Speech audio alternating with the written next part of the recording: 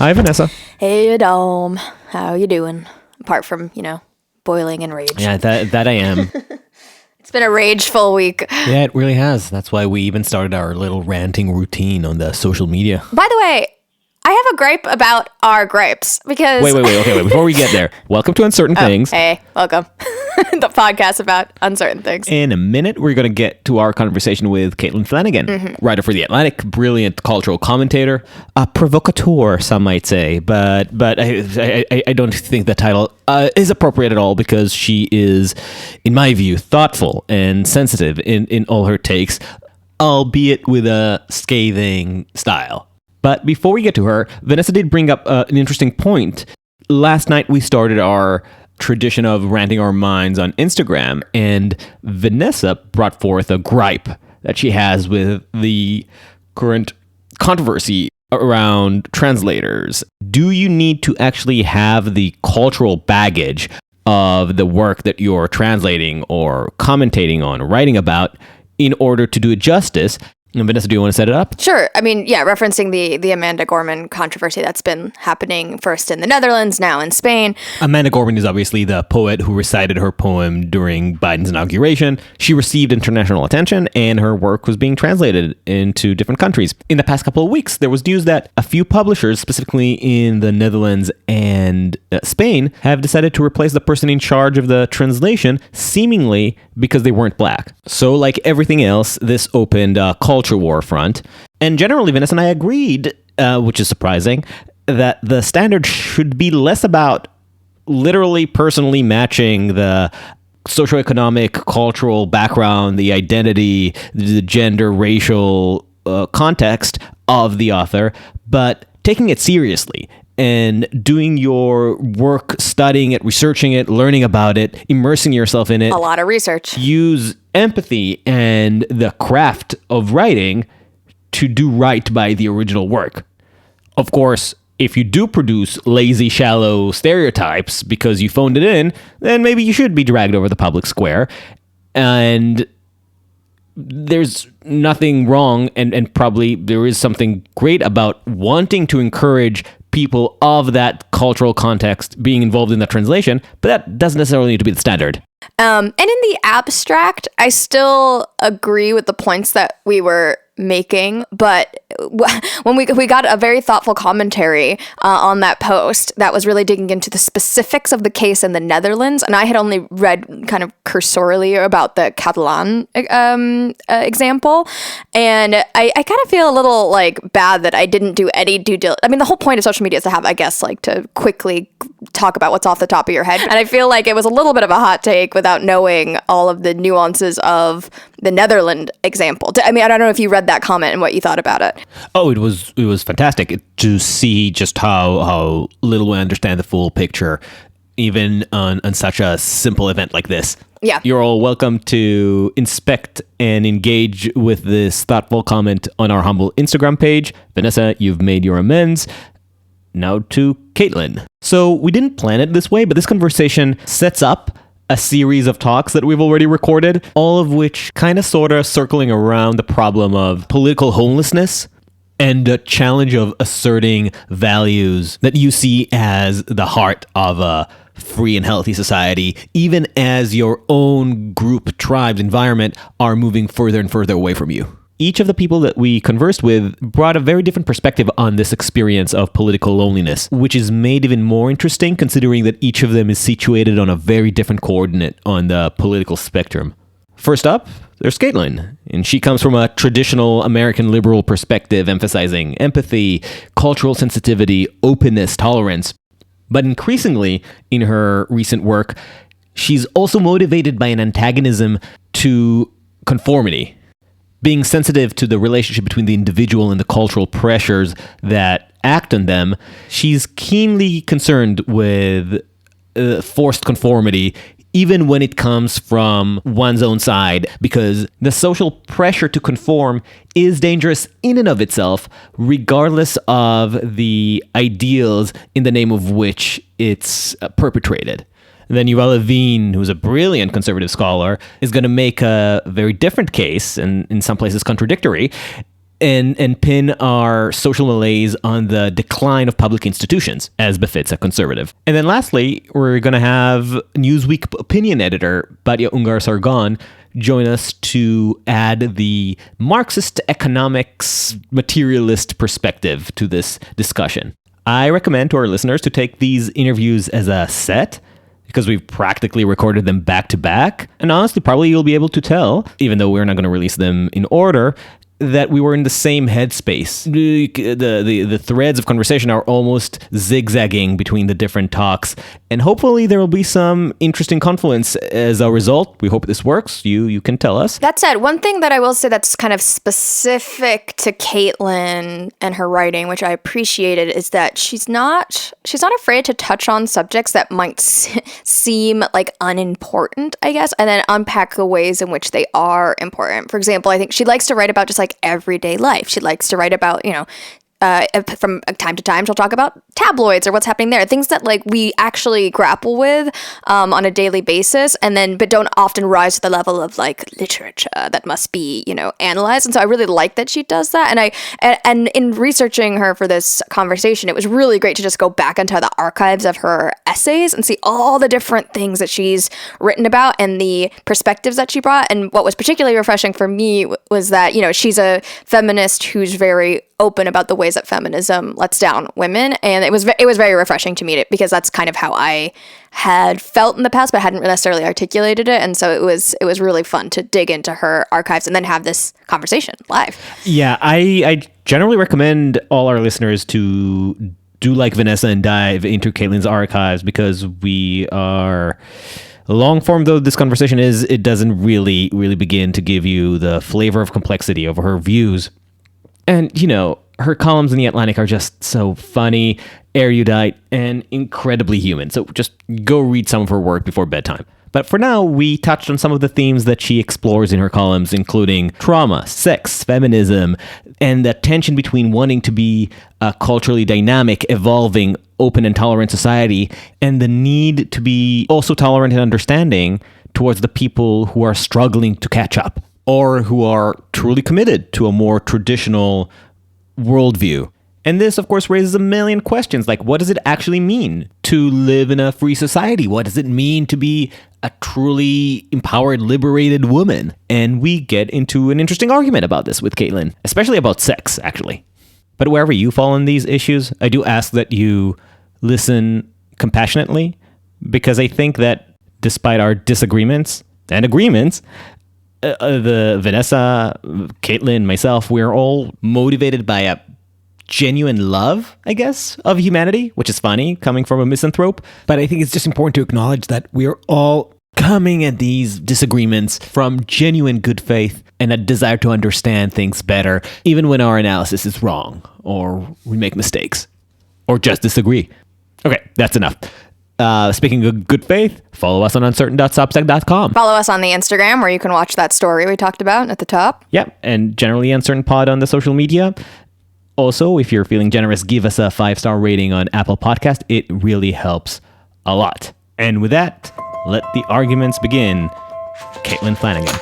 Hey, Caitlin, thank you so much for joining us. Thank you for having me. I was very excited to get the invitation. I was very excited to send it. Just to get us started, in case some of our listeners don't know your work, who are you? That's hard to imagine. Hard to imagine. I write for The Atlantic. I've written there for about 20 years. I was a 2-year stint. I went to the New Yorker, but I came back. And I've written some books, but really it's my Atlantic work that's ongoing. And my subjects are just always things I'm interested in. I'm always interested in any kind of what's called a culture war.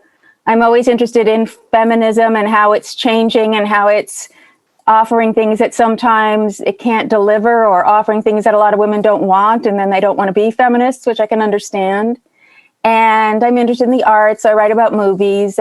But the main thing I think I'm known for, if I'm known at all, is I don't want to say controversial points for the sake of being controversial, like a shock jock or something, but I very often see that the uniform opinion about some event or some book or some movie it can't be right. People can't really believe that. They're sort of repeating the thing that they think you're supposed to think.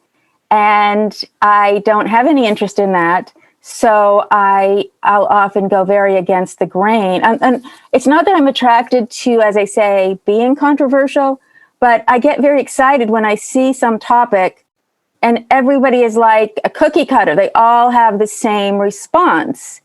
And I'll think there's no way that this is all independently arrived at authentic responses to an event or a work of literature or a movie or a cultural change. This is responding to other people's responses and wanting to prove that they have the right opinions. So I'll get excited by something like that. That'll kind of draw me to it. It's funny, Vanessa and I spent a long time last night figuring out, prioritizing our topics, etc. And you've just waded us into the issue that we said we'll leave for the ending. We'll probably not touch it. Okay, oh, sorry. We got that out of the way, whatever it was. Yeah, so it was basically what gets you started working on a piece. Like, for me, it's easy. It's rage and anger. Get you up in the morning, right? Absolutely. It's delicious, and sometimes I have to go out of my way to seek it out, but usually it just falls to my lap. But you brought up something else, which is this idea of a consensus.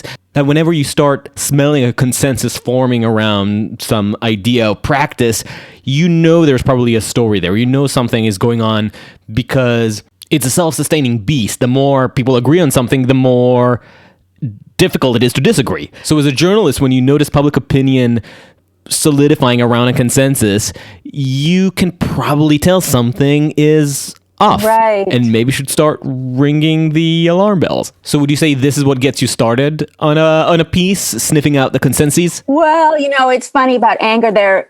Orwell said that he started all of his days with telegrams and anger. So he got in, he read the newspaper, got angry, sent off all his angry telegrams, and then he was ready to write. I think, you need something to motivate you. But if it's in a field that, as I say, that I'm sort of interested in, not sort of geopolitics or something that I have no expertise in, and I'm sure is even more full of thoughts that don't make sense. But my father, who was an intellectual and a writer, an historian, and he would always say to me as an adolescent, I'd be on some rant, I just am certain about this. And he would always listen to me, and then he would say, what's the best argument of the other side? And I hated that exercise because I didn't want to think about those things. But so often nowadays I'll read something and they don't know they don't even know enough about the best argument of the other side to dismiss it. So whatever they're doing is sort of hollow. It's not informed. They're afraid of their own thoughts. They're afraid if they honestly confront something, that their own thoughts will be against the grain of accepted thought. So they don't even want to engage in the thought exercise. And I think that's really creating just forget about political implications. It's creating a dullness in our culture, especially in literary culture and especially in journalism. It's just everybody's got to be the same. Maybe someone's prose style is better. Maybe someone has more access to the person at the center of a story, but nobody's going to make any waves. And I think, coming up when I did, being born in 1961, and so in the 1970s, the great age of new journalism, and we didn't even know that's what it was called yet, but you'd just be waiting for the magazines to show up, and you'd be reading Hunter Thompson, Gay Talese. You'd be reading those guys. They're breaking all the rules, and they're just saying what they believe with absolutely no tribute paid at all to the consensus opinion. And it was such exciting time to read journalism. And now half the time, I just want to go to sleep when I read, even in some of the high-end magazines. So I just grew up loving magazines and magazine writing, and I'd just like to bring back that old tradition a little bit. Right. And it's not just a conformity of opinion, it's also it does feel like a conformity of style as well. There's like so much, I think the word Adam uses, it's so dour. Everything's so serious. Self-serious. There's very little like life or humor or injection of personality. It's so hard to find. Well, some of these places have a strong house style that's kind of evolved, but is kind of across the platform of all the writers on that particular platform. But Dour is right.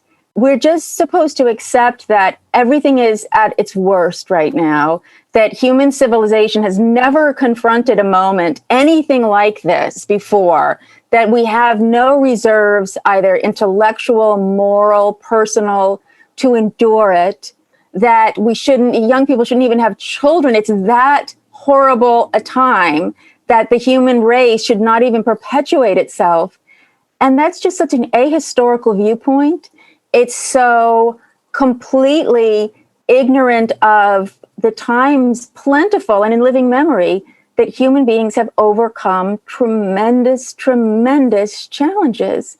And that we're all on the verge of, many people are already vaccinated, and most everyone else who wants to be, in the West anyway, is on the verge of getting vaccinated. And a year ago, it was a mystery disease. Nobody knew when or if there'd be a vaccine. Just shows us that human beings rise to occasions and will rise to the challenge of global change, climate change. We're going to rise to these challenges, and we have a lot more in us, a lot more resilience. And I think a lot of people haven't really been tested yet because we've had a lot of peace around the world, relatively speaking, because some wars have ended. There's been there's just been a period of a bit of stasis in a lot of areas, and so people haven't had that sense of, in my generation. If you talk to people in my parents' generation, they'd been through a lot. All the dads had been to war. The mothers had come up at this time where all the young men were gone and were dying, and they didn't know if they'd ever, have a romantic partner, let alone a husband and have children. They endured and they got through things. And I think we need to help young people in particular to realize we have, as a species, we have a lot of gas in the tank, or a lot of rechargeable carbon neutral batteries in our whatever we're fueling up. But I want to go back to the style point that Vanessa brought up, because it's not just that the dourness comes from a sense of fatalism. There's also the feeling that if you dare to inject some levity and irony into the way you look at things, then you're not taking the issues seriously, and maybe even betray the cause. And I think this is part of what makes your work, speaking for myself, I suspect many others, so attractive. It's your mercilessly lacerating style that nobody's safe or immune from, least of all yourself. Thank you. And do you also feel that there's a cultural deficiency in humor? Just last week we interviewed one of my mentors. I fucking hate the word, but whatever. And a couple of weeks ago we sat together for a drink, and we found ourselves exchanging lists of all the magazines we had to unsubscribe from, just because of how drainingly self-serious and predictable all these magazines have become. I specifically remember talking about an example from The New Yorker, your old employer. It had a review that for the most part was great. And I won't go into details, but it was retrospective about a certain filmmaker. And it was, for the most part, it was really interesting, and it kind of like took me back to what I thought, journaling should be about. It was funny, and it connected the body of work with history and the current moment, but then out of nowhere, and without any clear connection with the rest of the argument in the article, there was this shoehorned, the Pravda-esque disclaimer saying, well, we should also take into account the fact that he was a white man. Right. And then the article goes on. And again, doesn't refer to that anymore. It doesn't really explore the question of how whiteness relates to the actual story, because it doesn't. It was not what this article was about. They just had to insert it. And it immediately gives you a window into everything else that writer believes. The minute they feel that they have to indemnify themselves of having said something positive about a white male, the minute they say that, you kind of know everything that person believes or thinks they believe, and they no longer become an iconoclastic, interesting writer. even if they, kind of rise to the occasion to write most of an interesting review, at the end, they are going to disavow it in some significant way because they just feel they must go along with the crowd. And writers don't break through much to readers when they're just in the herd. Did you read about Ishiguro? Who's one of my favorite writers, a British author, wrote Remains of the Day, Never Let Me Go. He just spoke out about how worried he is that young authors are self-censoring because they work in constant dread that they might cross a line that they're not even aware of. Can you imagine? Isn't that the whole point of literature? To have the courage to use your imagination and tell a deeper story about some fundamental truth about society or the human condition? What's the point of being a writer if you can only work out of the mindset that you need to know your place and to be dutifully pandering? Yes. I know that the self-censorship with the young is taking place 100%, and it's taking place on college campuses and to some extent in high school, where the students know, okay, the professor has an opinion. The professor has a political opinion.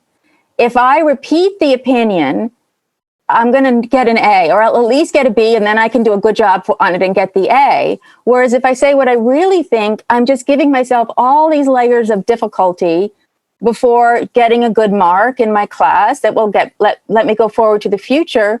So you have these silenced young people who are paying fees to go to university and whose parents are probably paying them so that they can, have this intellectual experience. And all they're doing is repeating the doctrinaire positions of some super leftist college professor.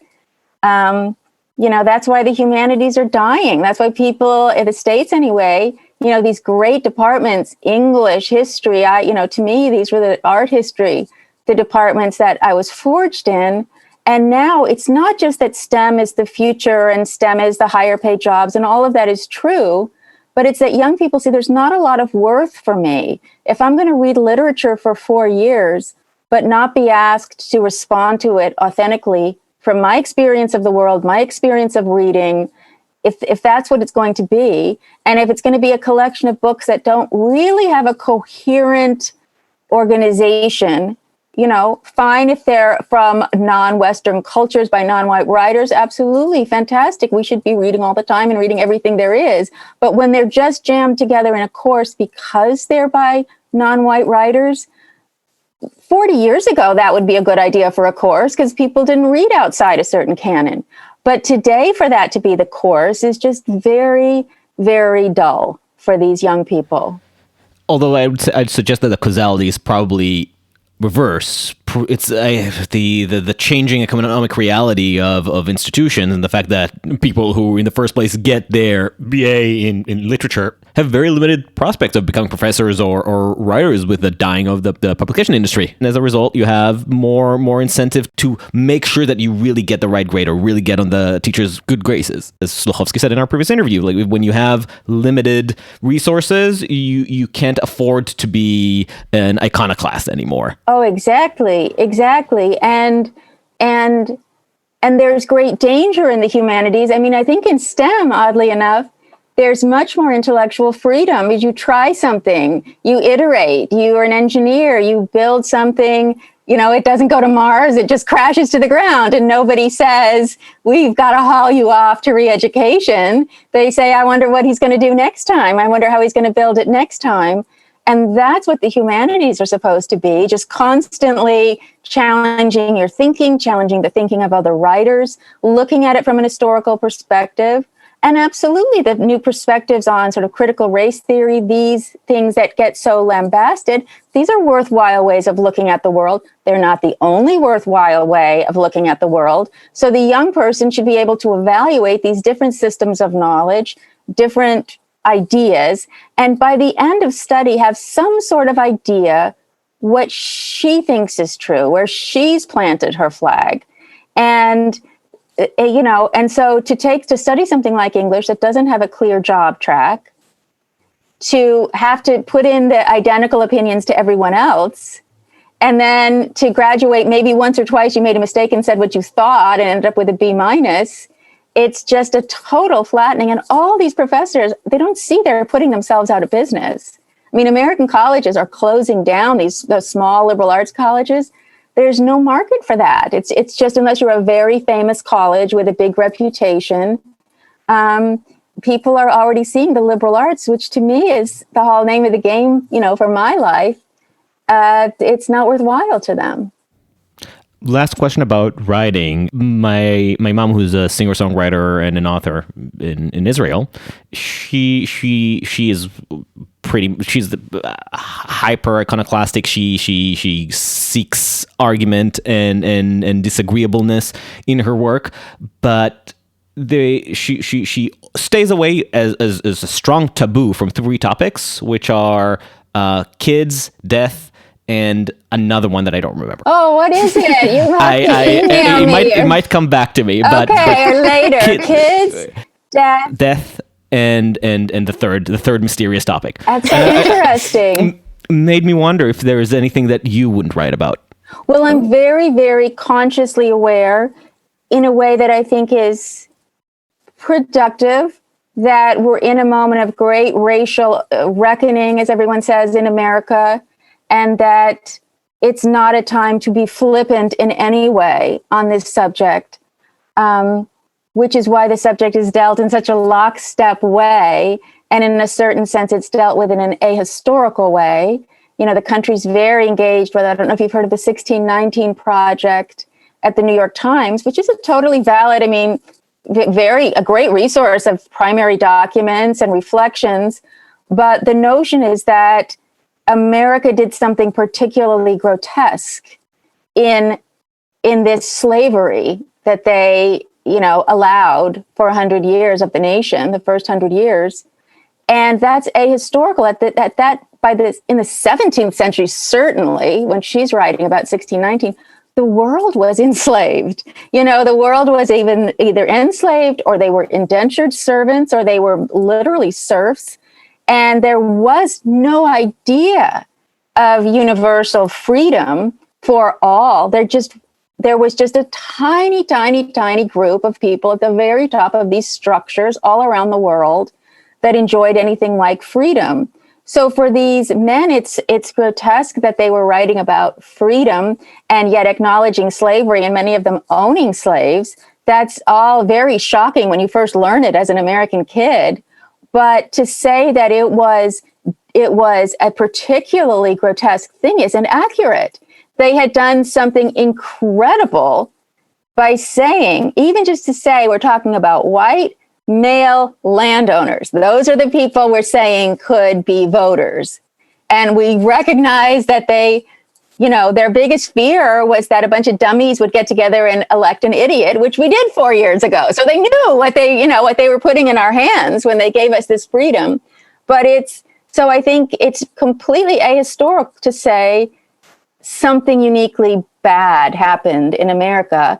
On the same token, I think that I absolutely agree that the legacy of systems, even unacknowledged on any level by a lot of non-Black people in America, have had a much longer time living through history in some respects to this very day, and that we haven't known. We've slowly gotten better. This idea that we're at this racial nadir, 4 years ago, 4.5 years ago, we had our Black president. He was elected twice. There were Republicans who voted for him. There were tons of white people who voted for him. To say that we are in some backward time of retrenchment or reactionary spirit is not accurate. Do we have race problems? They are absolutely real. They're very big. I think I've always thought they might be serious enough to drive the nation apart and end the nation. I think that's true.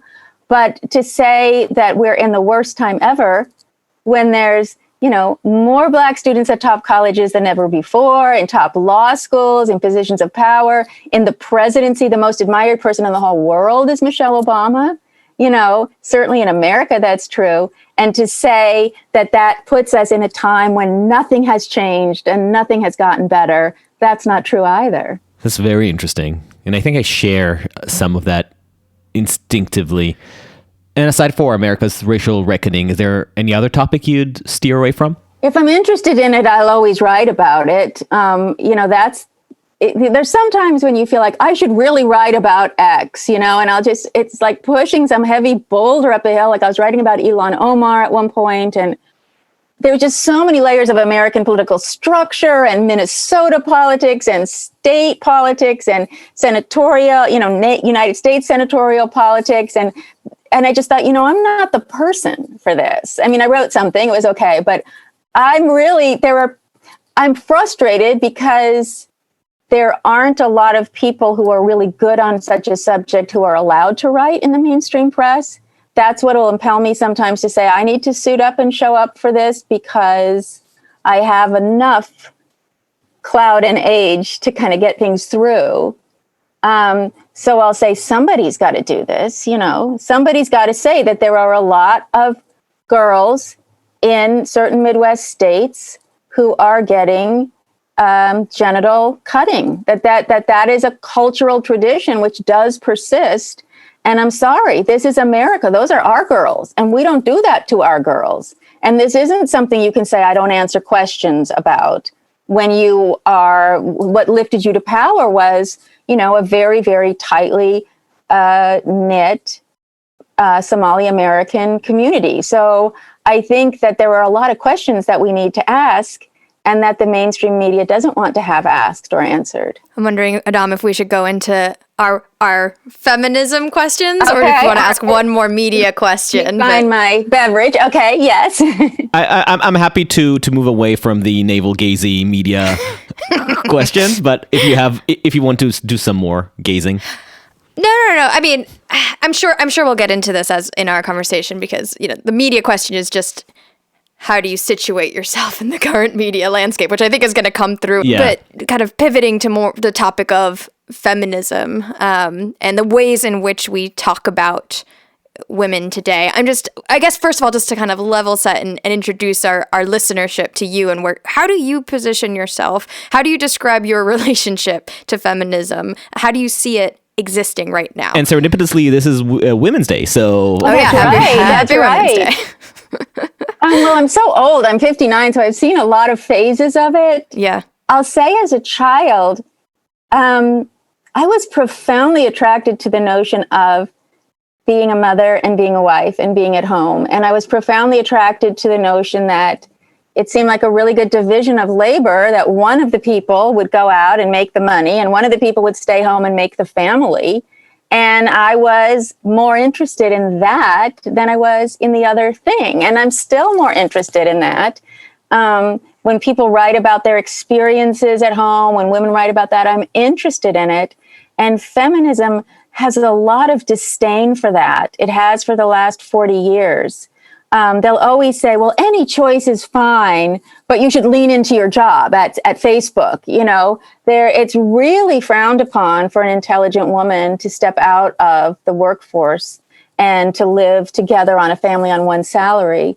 So I think that the feminist movement it always evolves, but it is, a tremendous number of young women in the States say they're not feminists and they don't want that label. And I'm talking about progressive young women, whereas when I was in college, we all were feminists, big changes were afoot and we were excited about them and they were important. To say you were a feminist wasn't the total definition of who you are, but you were like, that's important. And now every time I see something, it's so alienating. In America anyway, the culture is made in two cities. It's made in New York. It's made in LA. We're weird in these cities. I'm in LA. Weird place. New York. Weird place. They're unusual places. Less and less so. Less and less so. But the culture of a typical person you might run into in Los Angeles and a typical person you might run into in Nebraska is probably going to be very, very different. And so you have Hollywood making movies and television about families that they think, yes, the country can relate to this kind of a family. In LA, we can, but in a large part of the country, that's not what they're going for. That's not their experience. And so they begin to see and they're right to see that Hollywood has contempt for them. In America, if you're going to see a family, forget evangelicals, just a family getting dressed to go to church, a white family, they're getting dressed to go to church, immediately they're going to be exposed as idiots. They're going to be the butt of the joke, or they're going to be the seat of evil. It's just such a tell that the rest of the show is not interesting. So I think that, everything is driven by, culture goes before politics, famous saying. And culture right now is very much of the notion that everybody should be a radical feminist. Everybody should have the same opinion on trans issues, even though it's an exciting, evolving, worldwide experience, the trans experience. So the notion that as part of feminism and related theories, systems, if you ever make that mistake, if someone ever says the name Bruce Johnson by mistake, that it's going to be an absolutely catastrophic act of violence against a trans person. Like, we can all, in our private lives and homes, know that's not true. That boyfriend's parent who's known you for years and uses the wrong name, or your parent's friend who uses the wrong name. You know what, people, that friend of your parents has known you since you were a baby. They've known you since they found out it was going to be this gender or the other. They've known you when you were in diapers. It's going to be an conscious act to remember. And it's not an act of violence when they get it wrong, unless it's an intentional, cruel thing.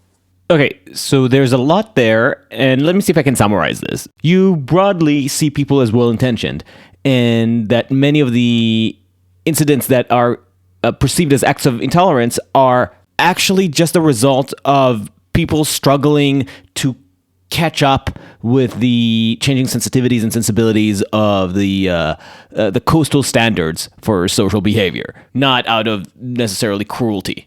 And I think it's possible you're being too generous.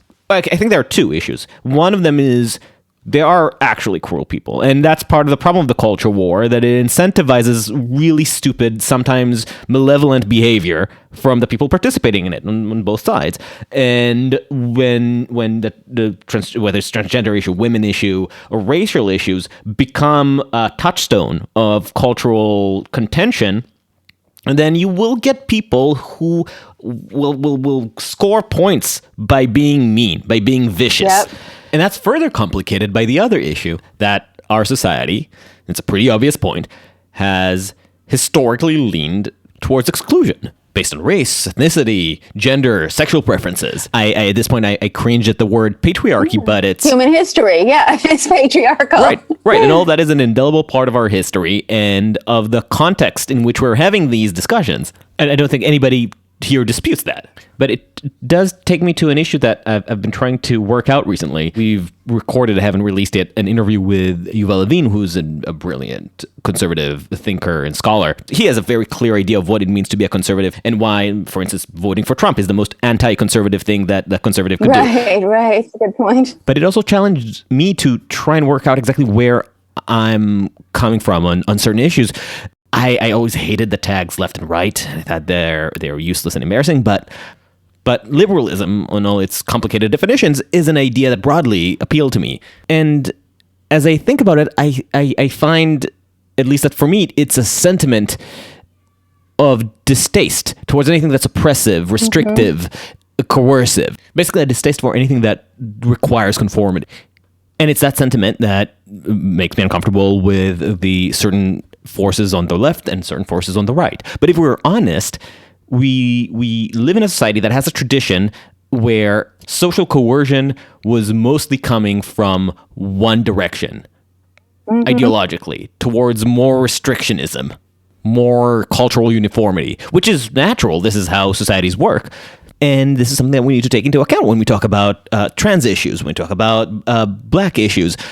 Having a society that accepts openly gay men in every aspect of society is a totally dizzyingly new thing. So with things being so new, you can understand why people are suspicious that first, like I said, some people are just being mean. But second, that people who are seemingly trying to be more tolerant might still be working on very false assumptions that's based on the more restrictive, older, more conservative software that our society still runs on. You may rightly argue that this has led to many obnoxious overreactions, but the feeling is understandable. Well, it's always a question of revolution, isn't it? You know, is all of this in service to more liberation? Right. I mean, even in a, armed conflict, is all of this in service of something much better for the people? Or is all of this just causing a lot of pain and destruction?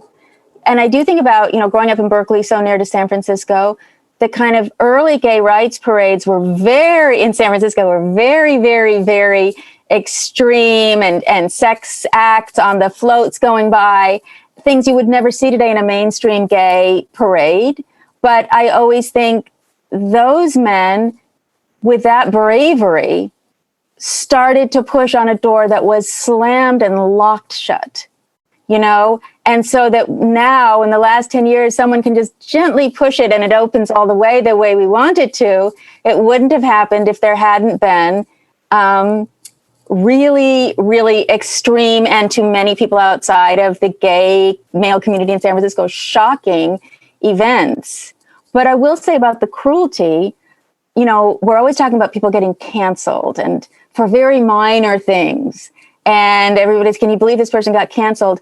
And I'll say, that is shocking. What's more shocking is that the extreme people don't get canceled. The people that the culture wants a binary.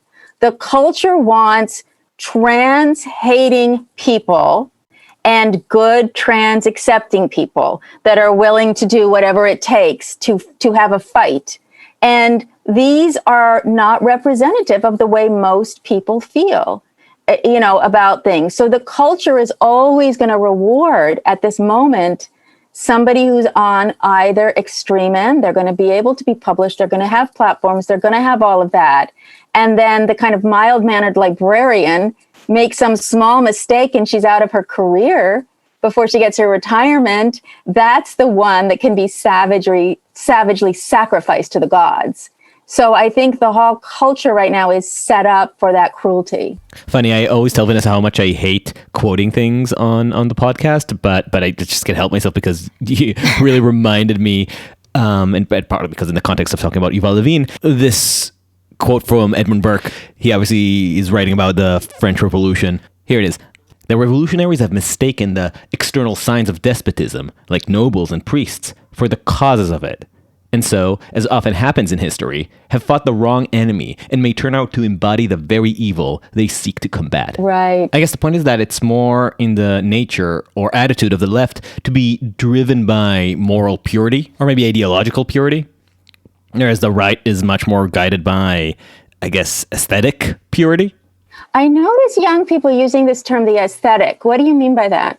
I guess a devotion to a certain type of beauty or a style, more than it is to specificity of ideas or theory. Whereas for the left, it really is about constantly striving towards this ineffable, unattainable, abstract concept of equality and justice. And as long as the left is committed to the purity of the theory, to the purity of justice, it will inevitably end up sacrificing more and more people because no human can really live up to it. But on the other hand, it's exactly having this perfect mold that you hold against society that leads to progress, that improves things, that has allowed us to legalize gay marriage, that has allowed us to abolish slavery and ultimately abrogate Jim Crow. And it's a real necessary tension. And listeners know that I spend maybe way too much time losing every shit because of the crap that's happening on the left right now. But I guess you inspired me to push back against you, as is in the nature of contrarians, and point out that the revolutionary instinct and this hyper-idealism is important sometimes, and it does matter. We should be afraid of a hyper-revolutionary society. but we should also be afraid of a complacent one. Well, exactly. And I think the American intellectual left is so influenced by, sort of French theory, sort of tired, clapped out French theory from like existentialism on and through Derrida and Foucault, Right. Foucault and Derrida, I guess I would say. And I don't think they even realize when you go on a college campus and you'll see some person lecturing from a perspective of diversity in America and how they've been sort of trapped in the idea structure of white males. And then they have this new way of thinking about the world that's liberated them. And I'm like, did anybody tell you that Karl Marx was a white male? Like, and if you go through everything you're saying from critical race theory on back, that is a, group of thinkers that were emerging after the Second World War in France and, in Algeria for Derrida's point, when the world just seemed the bleakest, even though the war had been won. There'd been a genocide. Europe was impoverished. A bomb, the atom bomb had been unleashed. And there was just a fatalism and a sense of that everything is, the human life, the experience, even though they go on to live the experience, that the idea, if they can find the right idea, express it correctly, use the correct words, that they can fix things. And that's a kind of limited, we're all, all my life, even to this day, I'm always looking for, is there just one theory I can hang on to? Like I'm very pro-union. And so it's like, if I just always, and then one of my sons was saying to me the other day that he said, Mom, I think you glorify unions. And I was like, I failed as a mother.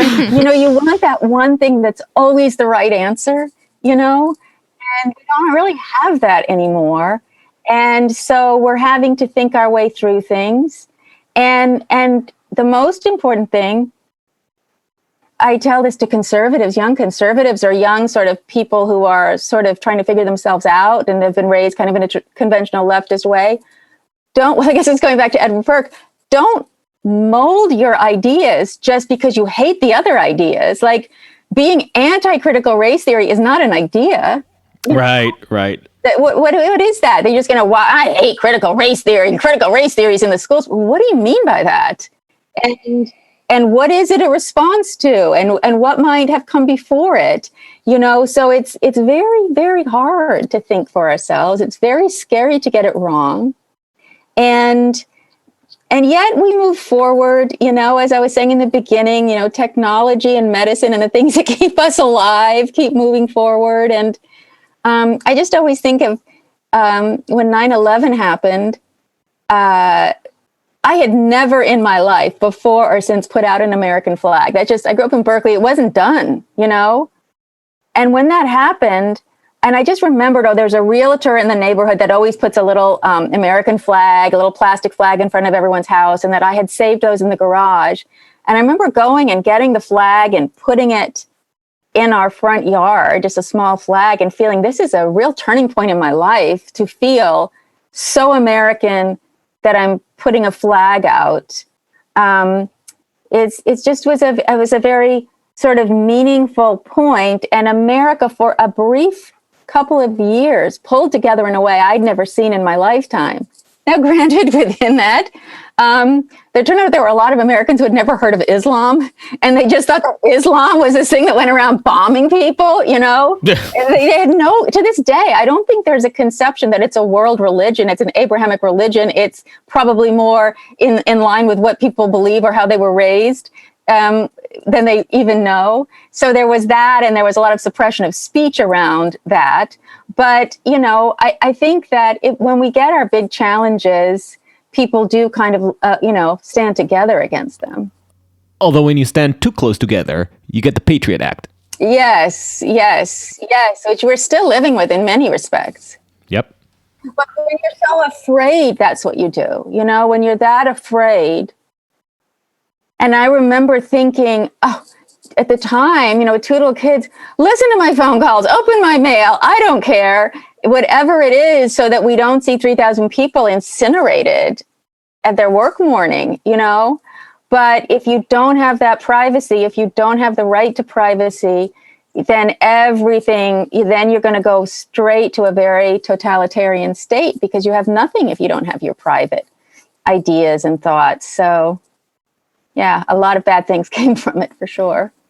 I'm going to pivot slightly to another potentially turning point moment in American history, which is right now what we're living through in the pandemic. And I was listening to your conversation with Sam Harris. I think it was one of the more recent ones, and you guys you brought up this comment about yeast, really, like the fact that yeast was out of stock in American supermarkets is like really Yes. like blowing your mind, because like it feels like we are getting back to basics in some way. And you said this line, and I think it was like a kind of like a throwaway line, but for some reason it really just like stayed with me. And I'm gonna do the awkward thing of reading it to you. But you said Not awkward today.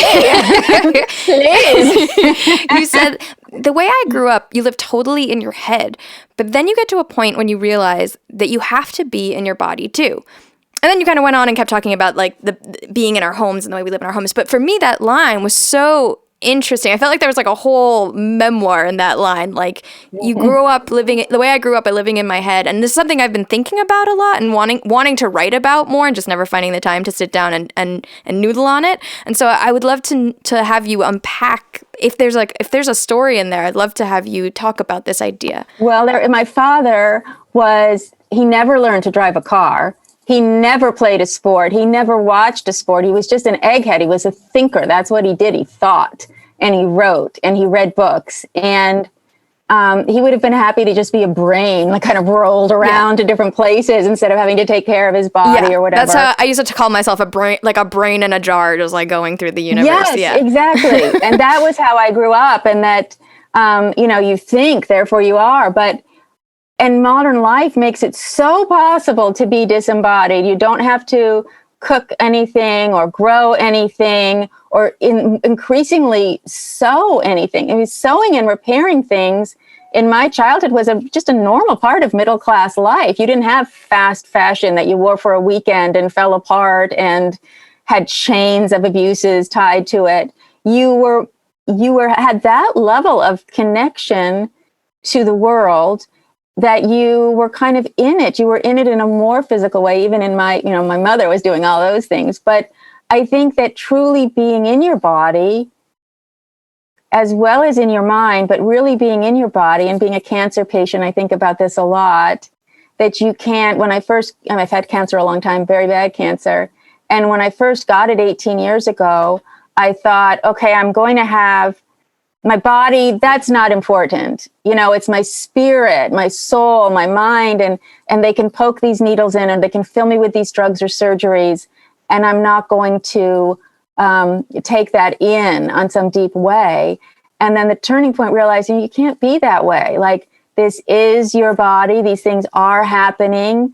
They're being done to heal a specific thing. If it's a kind of a traumatic kind of event or surgery, your body will, there's that new book, I don't know if you've read it, The Body Keeps the Score. Have you read that? It's about trauma. It's a big bestseller. And it's about how traumas in our life, emotional traumas that aren't resolved or talked about or worked through, they lodge in our bodies. Not in the idea that they start cancer if you worry, but that we hold things in certain, if you do yoga, all of a sudden you do one pose and you're like, something's opening up to you, a memory or something, and that we need to be both. We need to be fully embodied, and we need to be in our mind and in our spirit as well. And again, modern life with these damn computers, this absolute epidemic of anxiety and depression in teenagers. I gave my kids the damn iPhone. It was like in modern life, you had to have the iPhone. And those things are so addictive. They are addictive to me. I'm 59 years old. I'm addicted. I'll start checking something and checking something and checking something. And someone comes in the room. Oh, did you find what you were looking for?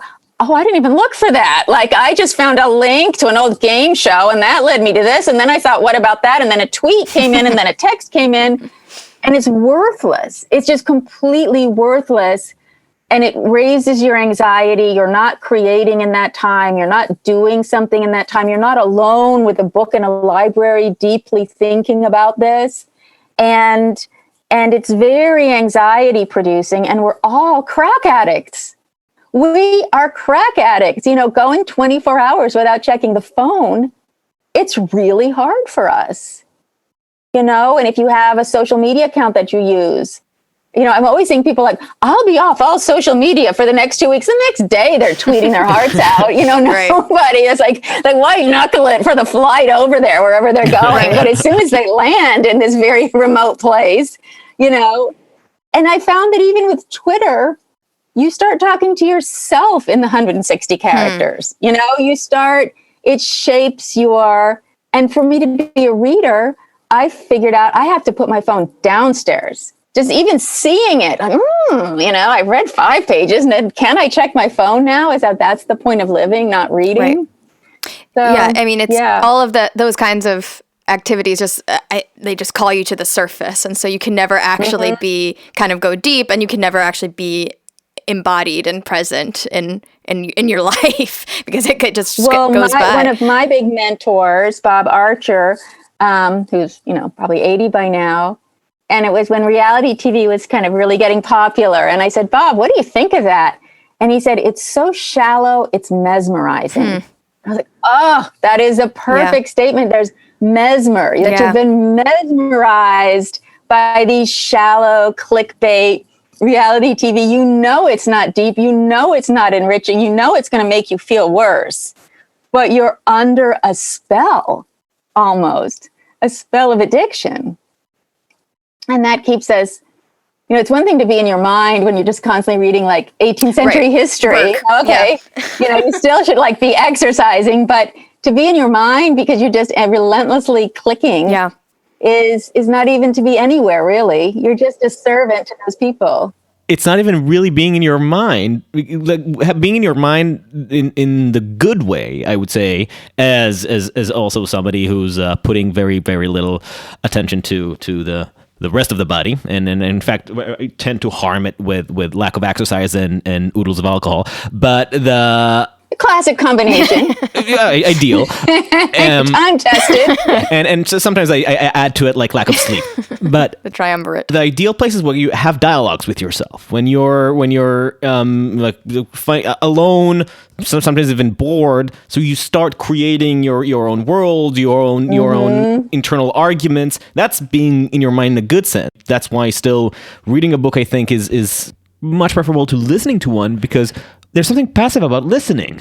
But when you read, you start having this dialogue with yourself, and you find, oh, I don't agree with this. Oh, this challenges something that I've thought. You really find yourself talking. But when you're on social media, you're not really in your head. You're not really having any conversations. Maybe you're in your eyes, but you're in this liminal state. Yes, a liminal state. It's a liminal state. That's well said.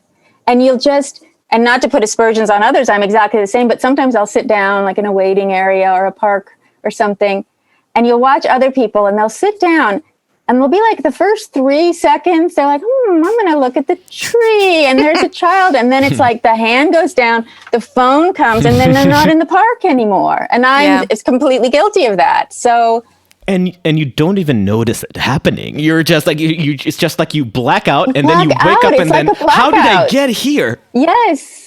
And then kids are getting into, and adults too, finding these really dark content and feeling too ashamed to tell anybody about it. Maybe it's really extreme pornography that they get hooked onto, and they can't find a way back out of it, and they have a lot of shame over that. It's just it is. When you say can't back out of it, you mean because once they've discovered it, that their new threshold is their threshold has been pushed up, and now they can't really go back to your normal sex appetite? That's what I hear from a lot of young people that I talk to, that wherever you are, porn will meet you, So this is okay. Now I'm bored. What about this? Oh, there's porn for that. There's porn for that. And this whole thing about young women, young people thinking that a really good first sexual encounter with someone when you're young, you don't know a lot. It's not like you're a jaded 40-year-old looking for extreme, outrageous pleasures. It's going to involve oral sex with the man choking. the woman by the neck that this, which was just obviously a kink in a niche community up to like 20 years ago, and people who enjoyed that and found each other, there weren't a lot of them. All of a sudden, it's become this de rigueur thing that is profoundly traumatizing, probably deadening to the young man. It's probably a moral stain for him too. He probably carries that a long time. And then they don't really know what to do with that and what to do with that experience. And this is the place where feminism has really failed. You know, feminism for a while was very anti-sex and it was boring for that. And then sex positivity came along. And now they're like, well, pornography is great. I love pornography. I'm too old to be like really titillated by pornography, but I'll take a look and I'm like, these are clearly trafficked women. A lot of them. These are not empowered, tax-paying, 401k having, dinner party throwing, consciously choosing sex workers. These are women in desperate situations, linked up with the worst men in the world, and creating these images, and they're having these experiences which are, I'm sure a lot of them, they're totally disassociated from their bodies for.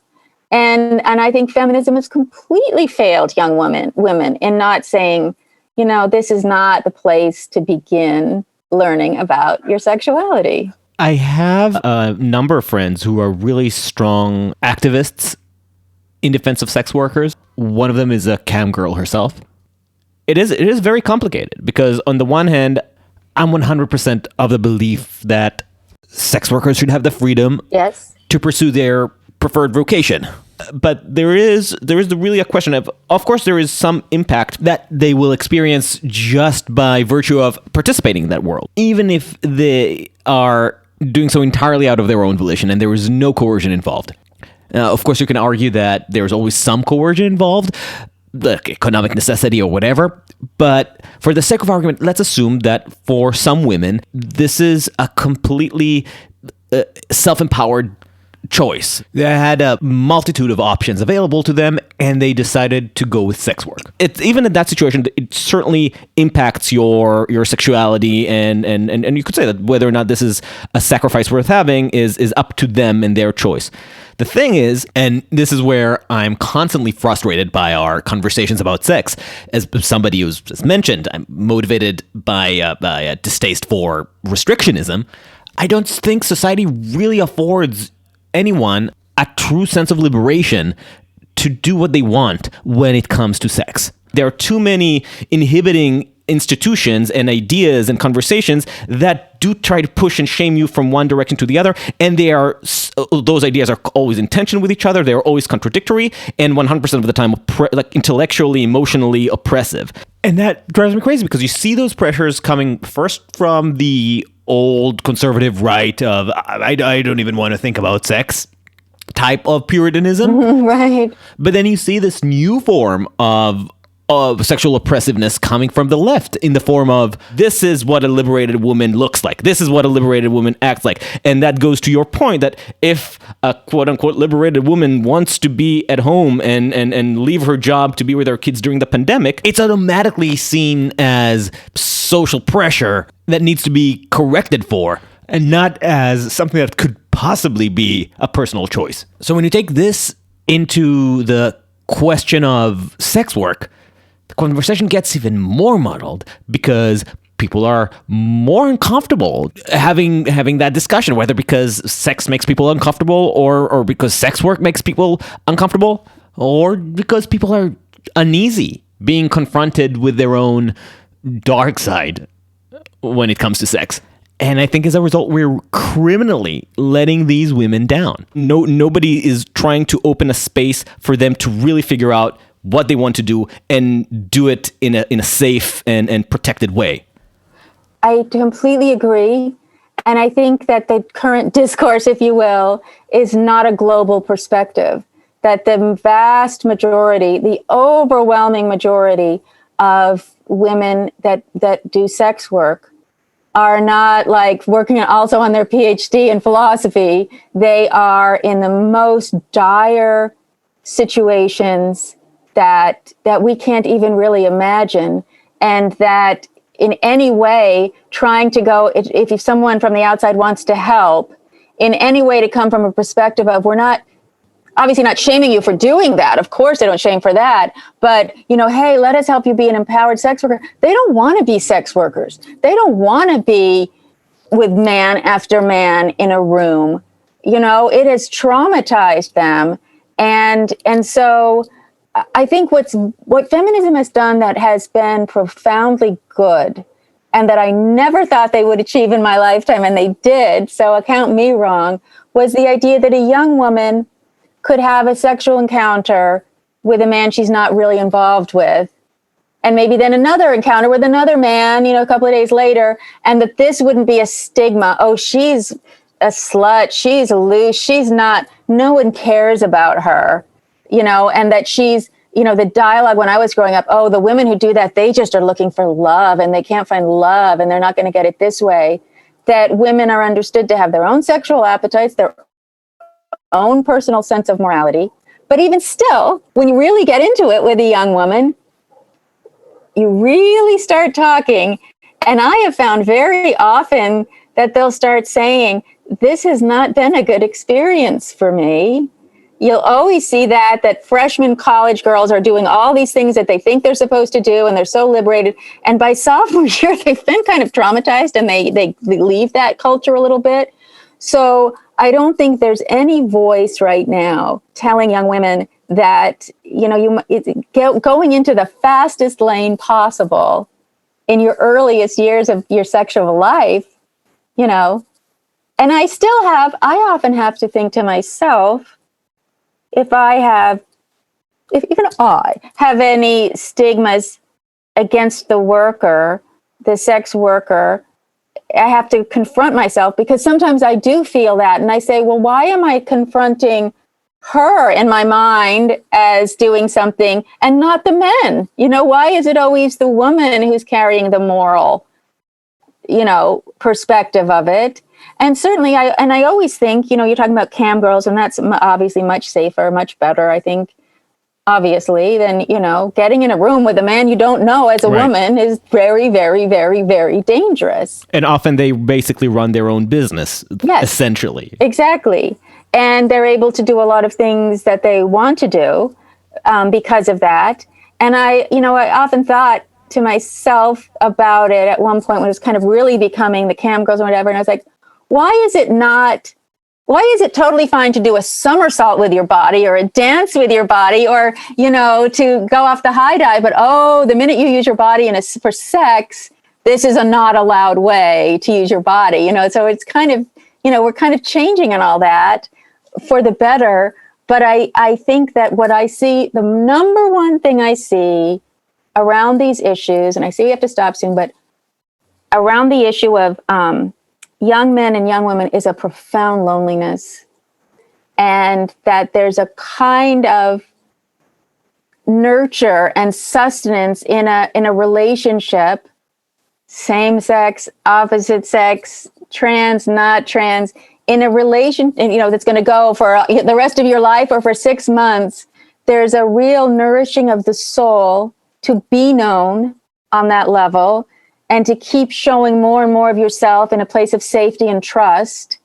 And then to add sex to that, which adds all that other level of bonding. I think that there's this loneliness. And I think that there's nothing lonelier in a way than that kind of very anonymous sex, to just kind of get off or be this or be that and then go off to your other thing. I think it's lonely. It's a loneliness that people can't even admit, because you don't want to sound like you're a prude, like, oh, I shouldn't have been having sex I should have found a boyfriend, You don't want to lay that trip on anybody. But I think that something's missed. There's a lot of things that are missing right now for young people. And I think that's one of them. The idea that a series of relationships, maybe punctuated by different lives, different style, can feed the soul in a way that this kind of current thing doesn't. Although I will say, my friend, the sex worker, the cam girl, she says that 90% of the time she finds herself just talking to the people who do. Yes, that's an article. There was a big piece in the States recently about these new kind of cam girl. Yes, they'll do like a sexual act, but then the men want to just follow them while they like water their plants, chat with them, get their things ready to go out. And I thought, my God, the loneliness to pay that high actual cost, money cost, to just be with a woman as she putters around in a non-sexual way and chats with you. That is a pretty profound thing. And I have found the same thing too when I've interviewed, that yes, there's an immediate drive to get off in this encounter. But after that, and it's not even, I'm not talking about, it's probably your friends aren't either, sexual talk, they just want to be known and they want to be accepted. And with this person they'll never meet. Right. And who the next hour is going to be watering her plants with another guy, Right. I know you need to go, but if you have the time for just one more question, we'd like to talk about trauma. All right, let's close on trauma. That's always a good one. Keeping it light, we've been talking a lot about these kind of conflicting messages and narratives that you get as a woman in the world, from how you're supposed to act according to feminism, how you're supposed to act according to more like traditional values. And one of the ways that I think is currently, that I'm feeling is like a conflicting pressure is how to acknowledge trauma that's happened to you as a woman. Because I think right now we're currently, if you're like an intellectually minded, rational person right now, you see kind of what's happening on the left of this, like, I think our friend calls it concept creep of trauma, where everything becomes traumatic. Yes, and exactly, right? exactly. And so it almost becomes like... The word is cheapened, yes. The word is, and it's embarrassing as someone who's like trying to process like a trauma that has happened to me in the past and trying to be more open about it and talk about it. It almost feels embarrassing to admit it. And I'm finding that this charged culture is actually getting in my way of kind of dealing with it, because one of the biggest hurdles I've found is acknowledging that it was traumatic and it was a big deal to me. Even if it's not a big deal in like the grand scale of the universe, it was a big deal to me. And so I'm wondering if you haven't felt that. Well, I've had an experience. It's interesting. When I was 16, maybe I had just turned 17, or probably 16, I had an incident that now we would call very seriously attempted date rape. I'm so old, there was no notion. If you went out on a date, whatever happened, that was on you. You should have screened the person better. And it didn't end in a rape, and I ended up being able to go back home. And so this was when I was 16. I'm 59 now. And I would sort of tell that story to friends just to say, well, now, when they explained that date rape was a thing, I was like, yeah, that makes sense. I've never in my life shed a tear about this event, ever. And at the beginning of Me Too, I wrote about that event. And then we have a big podcast out here called The Daily for the New York Times. And they asked me, it was the first time they'd ever had somebody that wasn't a Times writer to do it, with Michael Barbaro, such an incredible interviewer. And I showed up. It was right by my house. They were in LA, their little studio by my house. And I showed up, and I'm so much older than the people who make this podcast. And we're talking about something that happened in 1978. And Michael Barbaro turned to me and said, so what happened? And all of a sudden, I just felt this well of pain and sorrow and shame. And I thought, I'm not going to be able to do this interview. And I kept having to stop. And there were other things going on in my family's life at the time. And so I was just and those things were also kind of awful, not sexually awful, but really hard to deal with. And I just realized for like 40 years, the dialogue has been, that wasn't traumatic, that wasn't traumatic, that wasn't traumatic. Someone who's attacked on the street, or someone who's not able to get away, or this or that. But I was a 16-year-old girl, and I didn't have sexual experience, And all of a sudden, and I didn't have experience of boys forcing things on me that I didn't want. And so it is traumatic. And I think the good part of this kind of moment we're in is that people are beginning to acknowledge maybe these things were traumatic. Maybe I do carry it in a way that I don't even understand. Maybe it is time to talk to someone about it, to learn how do you work through an old trauma. But then on the other hand, as you're saying, the term, what a powerful word, trauma, and it's attached to such, that I was re-traumatized by seeing this word in an article. The initial trauma was learning the word a week ago, and now I see it again, and now I am re-traumatized. And so I hate that it's cheapened and that we almost need a different word than trauma, because trauma is still so profound. But super trauma. Yeah, I would just my recommendation, I don't know if you believe in psychotherapy or something like that, but I found with many things in my life to just sit in the presence of someone who's non-judgmental about a decision you made or whatever, and who's almost pushing you towards the emotion of it. Sort of, the minute you say, but it didn't really bother me, the therapist is saying, oh, can we slow down? Can we look at that? And kind of lifting it up and back out into the light of day, so it's not a part of you anymore, so you can put it to the ground, that to me is, because just gritting your teeth, as I did, and thinking it wasn't going to affect you, obviously was not true. Obviously, I was carrying that for a very long time, and probably still am to some level. But I think that, with these experiences, we have to find ways to, whether it's making art about them, whether it's sharing them, whether it's finding a therapist, whether it's finding a really good friend. Oftentimes for young people, it's finding someone who's older. You find that woman who's 20 years older than you are, 25 years older, and you think she's never seen it. She's seen it all, she's just old, but she's had friends, and have that person say, yeah, I really hear you. I really understand you. And giving that trauma, it's almost like the trauma is an abused child, because it's like, go away. I don't want to hear from you. And, and the weird thing about that one is I suffered many worse things in my life, but that one stuck. So that's that. We will end on therapy, talking, whatever it is, to kind of dredge it up, not with a spirit of reliving it over and over and over. Sometimes you'll know someone, you could just instantly tell they have told this story 300 times. They know where to take the break. They're not engaged with it on any level, but to speak at it, really connected to your heart, that's the path out, I think. I don't know any other path. And with that level of trauma, I thank you both. Caitlin. This was so interesting. You guys are fantastic, interesting people, different from the crowd. Thank you. And it was great to meet you. Ditto. Thank you. You really are one of my favorite writers right now, and I'm so glad you joined us. Thank you. I loved it. Thank you for listening to Uncertain Things. Follow us on uncertain.substack.com and wherever you get your podcasts. We are Uncertain Pod on the social media, and if you're feeling generous, give us a 5-star review on Apple Podcasts. Tell your friends and enemies, and until next time, stay sane.